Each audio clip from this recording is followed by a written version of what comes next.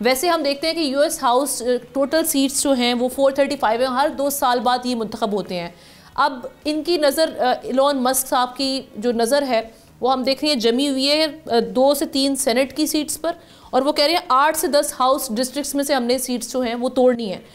किस तरह से देख रही हैं, क्या वाकई कामयाब हो जाएंगे अपने प्लान में इलॉन मस्क अपनी ताकत को देखते हुए, और एक जो नई पार्टी आई है वो किस हद तक हम देखते हैं कि ट्रंप के लिए खतरा साबित हो सकती है इन फ्यूचर?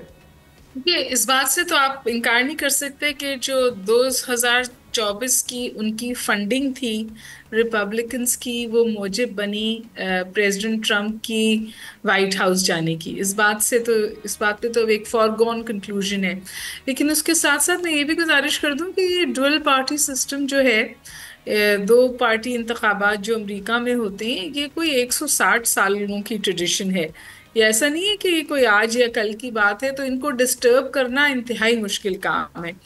लेकिन अमेरिकन इलेक्शंस में, अमेरिकन टू पार्टी सिस्टम में, अमेरिकन कांग्रेस और सेनेट में इस तरह जगह हासिल करना बहुत मुश्किल है। आपको याद है कुछ अरसे पहले एक टी पार्टी के नाम से भी एक पार्टी अमेरिकन इलेक्शंस में समझिए सामने आई थी, and then it died down like a bubble. बिल्कुल। तो मैं समझती हूँ अभी कबल वक्त होगा ये कहना कि इलॉन मस्क वाकई कोई इम्पैक्ट कर पाएंगे क्या।